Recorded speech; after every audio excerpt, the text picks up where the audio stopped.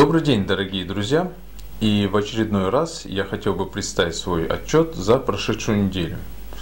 Хотелось бы начать с приятной новости. 24 января руководитель аппарата президента Данияр Ильич Нарынбаев, мэр города Бишкек Кулматов и председатель Кыргызского общества слепых и глухих сдали в эксплуатацию многоквартирный жилой дом для 90 членов Кыргызского общества слепых и глухих.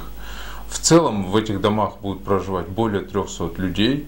Это очень значимое мероприятие для нас, потому что, сколько мне известно, на постсоветском пространстве ни в одном из стран бесплатно не предоставляются квартиры, в особенности даже инвалидам.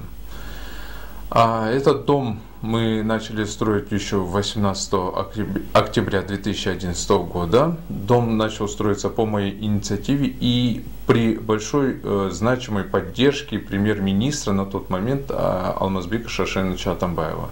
И в 2014 году Атамбаев также внес очень значительный вклад для того, чтобы ускорить строительство данного дома.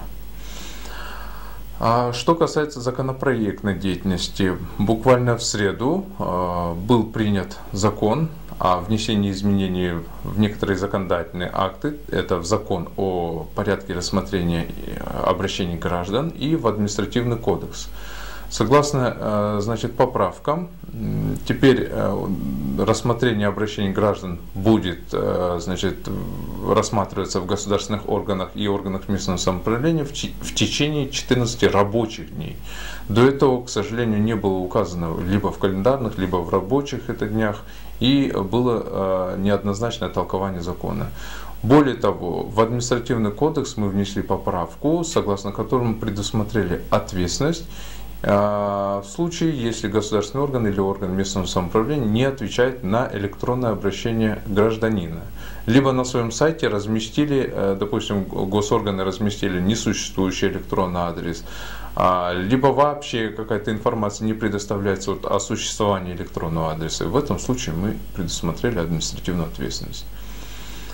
Кроме того, во вторник на заседании комитета к законопроекту правительства о банкротстве и несостоятельности я дал предложение об увеличении размеров минимального долга. Представляете, у нас на сегодняшний день можно обанкротить любую компанию за долг в размере 500 сом.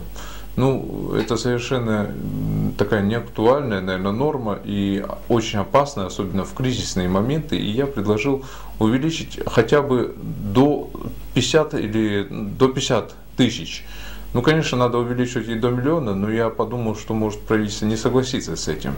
Я думаю, мы дальше продолжим реформы в сфере банкротства и несостоятельности.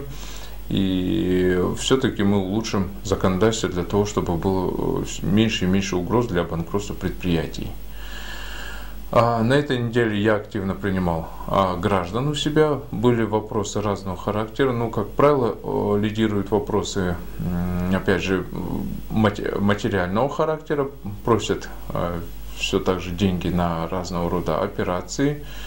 И также были просьбы по газоснабжению. Так вот, допустим, строители в устном порядке ко мне обращались. Есть такая проблема у нас. Газоснабжение не подключают дома свыше 10 этажей. Ну и по этому поводу я обратился в Министерство энергетики. Как получу ответ, я обязательно предоставлю ответ гражданам.